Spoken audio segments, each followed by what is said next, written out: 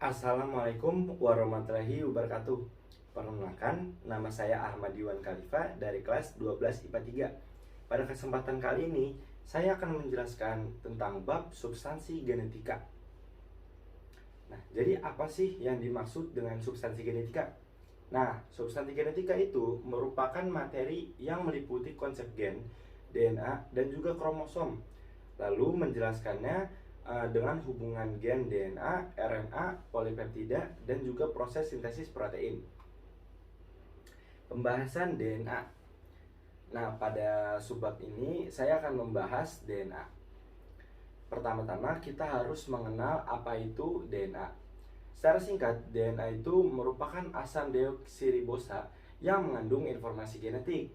Nah, DNA ini memberikan informasi bagaimana tubuh seorang individu dibentuk. Kemudian saya akan menjelaskan tentang struktur dari DNA. DNA adalah molekul beruntai dua yang tampak bengkok. Nah, bengkokan ini memberinya bentuk unik yang disebut sebagai heliks ganda. Masing-masing dari dua rantai tersebut adalah urutan panjang nukleotida atau unit individu.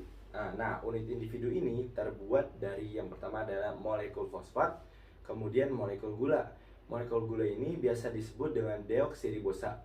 Nah, molekul gula ini mengandung 5 karbon dan juga merupakan daerah yang mengandung nitrogen. Nukleotida memiliki 4 macam susunan, yaitu guanosin, deoksiribonukleotida, adenosin, timidin, dan sitidin. Nah, setiap nukleotida berisi gugusan gula deoksiribosa.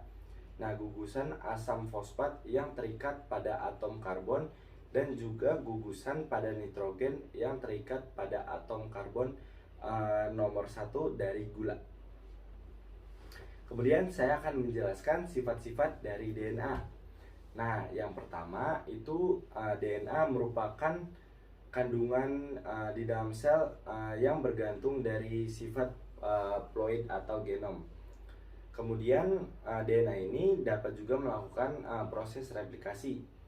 DNA juga termasuk dalam sel organisme prokaryotik atau bakteri, karena DNA ini berantai tunggal. Nah, DNA merupakan material kromosom yang membawa informasi genetik melalui aktivitas pembelahan sel. Dan yang terakhir, jumlah DNA itu dia bersifatnya konstan di setiap jenis sel dan spesies. Ada banyak sekali fungsi dari DNA. Contohnya adalah pembawa informasi genetika, perantara duplikasi diri dengan sang pewaris sifat. Kemudian DNA ini juga bermanfaat dalam bidang forensik, dapat mendeteksi penyakit, serta merupakan ekspresi informasi genetik. Kemudian saya akan membahas tentang apa itu replikasi DNA. Jadi secara singkat, replikasi DNA adalah proses penggandaan rantai ganda pada DNA. Nah, pada sel, replikasi DNA ini terjadi sebelum pembelahan sel. Prokariota terus-menerus melakukan replikasi DNA pada eukariota. Waktu terjadinya replikasi DNA ini sangatlah diatur, yaitu pada fase S siklus sel atau sebelum mitosis atau meiosis 1. Nah, tentunya proses replikasi DNA ini memiliki tujuan. Apa sih tujuannya? Jadi, tujuan dari proses replikasi DNA ini memiliki fungsi untuk memperbanyak DNA dengan memiliki tujuan untuk menurunkan sifat-sifat kepada keturunannya. Apabila DNA tidak melakukan proses ini atau proses replikasi, maka DNA dari orang tua tersebut tidak akan diturunkan kepada keturunannya, sehingga tidak ada kesamaan antara gen orang tua dengan keturunannya. Nah, kemudian saya akan menjelaskan jenis-jenis replikasi DNA, yaitu ada konservatif, semi konservatif, dan juga dispersif. Nah, yang pertama saya akan membahas tentang teori konservatif. Jadi pada teori konservatif ini, pita DNA rangkap heliks tidak berpisah ya, namun langsung menjadi cetakan bagi pita DNA baru yang pada akhirnya membentuk dua pita rangkap heliks yang sama seperti awalnya. Lalu ada teori semi konservatif.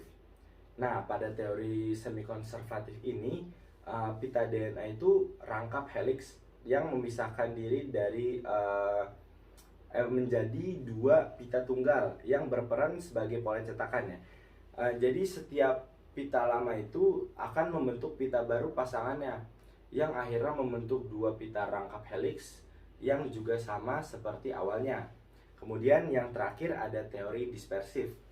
Nah, pita DNA pada teori dispersif ini adalah helix rangkap yang bentuknya itu terputus-putus dalam beberapa potongan. Nah, setiap potongan ini itu berpola sebagai pola cetakan. Nah, pola cetakan ini memiliki fungsi untuk membentuk DNA baru pasangannya. Nah, yang akhirnya terbentuk pita rangkap helix yang juga sama seperti asalnya. Kemudian saya akan membahas bagaimana sih proses terjadinya replikasi DNA. Nah, mekanisme replikasi DNA akan saya jelaskan mulai dari nomor 1. Helikase itu akan membuka heliks ganda pada DNA induk. Kemudian protein pengikat untai tunggal akan menstabilkan DNA induk yang terbuka. Yang ketiga, untai utama itu akan disintesis secara terus-menerus pada arah 5 dan 3 oleh DNA polimerase. Pembentukan leading strand atau untai utama itu akan dimulai dari satu primer RNA yang disintesis oleh enzim RNA primase. Nah, satu primer RNA adalah potongan pendek dari sebuah RNA. Nah, kemudian DNA polimerase akan menggantikan nukleotida primer RNA menjadi DNA. Kemudian yang keempat itu akan terjadi pemanjangan untai DNA baru. Nah, hal ini dilakukan dengan kerja DNA polimerase di sepanjang cetakan yang jauh dari cabang replikasi. Untai DNA yang disintesis pada arah ini disebut juga dengan untai lamban dan disintesis secara tidak kontinu. Yang kelima, enzim primase itu akan menyintesis primer-primer pada RNA pendek. Nah, hal ini lalu diperpanjang oleh DNA polimerase agar membentuk fragmen-fragmen DNA. Nah, fragmen-fragmen ini disebut sebagai fragmen Okazaki. Setelah primer RNA diganti menjadi DNA oleh DNA polimerase lainnya, DNA ligase ini akan menggabungkan fragmen-fragmen Okazaki tadi ke untai yang sedang bertumbuh. Nah, tentunya pada proses replikasi DNA ini ada banyak sekali enzim yang berperan penting. Nah, diantaranya adalah enzim polimerase 1, di mana enzim polimerase DNA 1 ini berperan untuk menghilangkan RNA primer yang melekat pada lagging strand dengan menggantinya dengan DNA. Kemudian ada enzim polimerase DNA nomor 2, yang dimana enzim ini berperan dalam replikasi DNA. Kemudian ada enzim polimerase yang ketiga, dimana enzim ini merupakan salah satu enzim yang memiliki tanggung jawab pada replikasi in vivo. Kemudian ada DNA ligase, yang mana DNA ligase ini ialah suatu enzim yang memiliki peran untuk mengkatalisis pembentukan ikatan fosfodiester di antara dua rantai.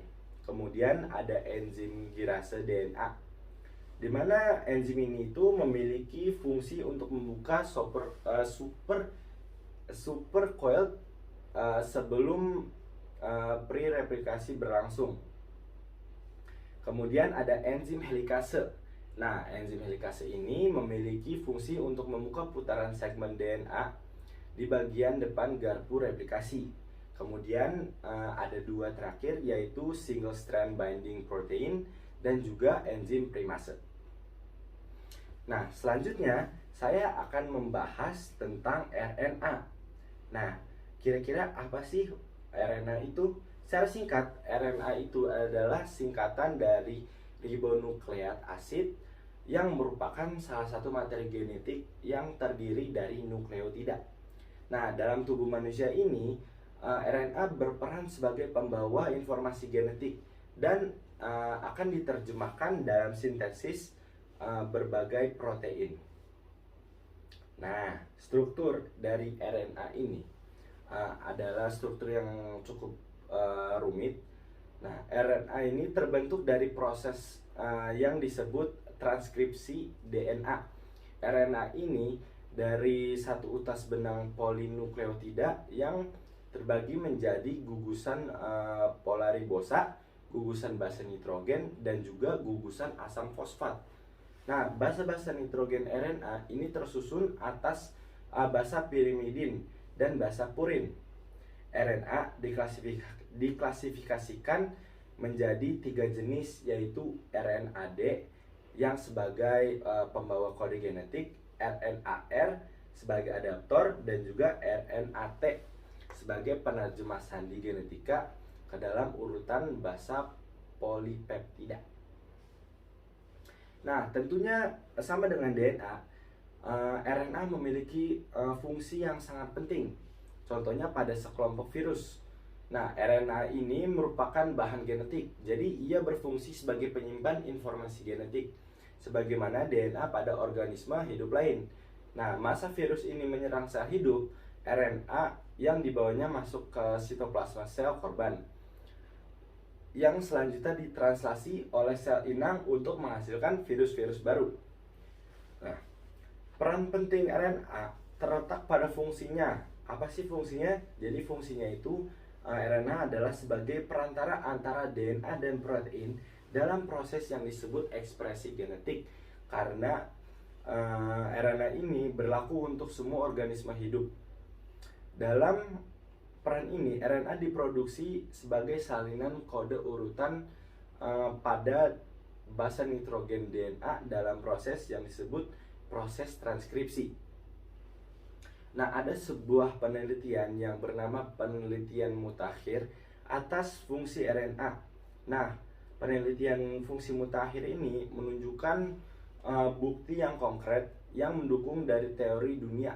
Apa sih teori dunia itu? Jadi teori dunia itu menyatakan bahwa awal bagian evolusi RNA itu merupakan bahan genetik universal sebelum organisme hidup memakai DNA. Jenis-jenis pada RNA itu ada 3. Yang pertama adalah transfer RNA atau yang biasa disebut juga dengan tRNA. Nah, tRNA ini merupakan salah satu dari molekul-molekul RNA. Selain 2 berikutnya yang nanti saya akan bahas. Nah, tRNA ini dimiliki oleh semua organisme seluler dan juga berperan dalam ekspresi gen. Kemudian ada RNA duta atau yang biasa disebut mRNA atau messenger RNA. Nah, RNA ini adalah RNA yang sintesisnya diarahkan oleh gen pada berkas DNA sebagai pembawa pesan. Jadi pada artian itu mRNA adalah RNA yang merupakan hasil transkripsi DNA yang berfungsi menjadi perantara pembawa urutan protein dalam proses transkripsi. Kemudian yang terakhir ada rRNA atau ribosom ribonukleik asid, atau dalam bahasa Indonesia adalah asam ribonukleat ribosomal. Nah, rRNA ini adalah molekul utama penyusun ribosom. RNA ribosom merupakan RNA pembungkus ribosom yang tersusun dari sekitar 50 protein. Nah, untuk yang terakhir, saya akan membahas sintesis protein. Apa sih yang dimaksud dengan sintesis protein?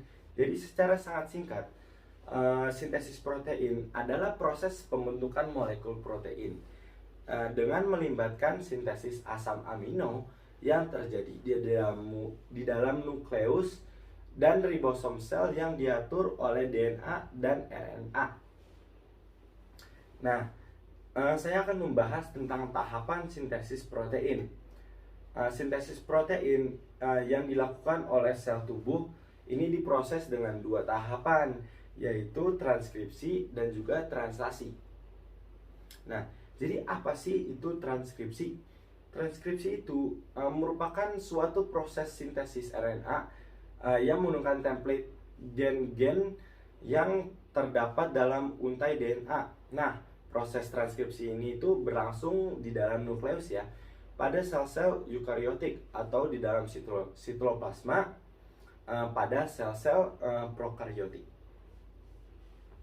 Nah, namun proses terjadinya transkripsi itu bagaimana sih?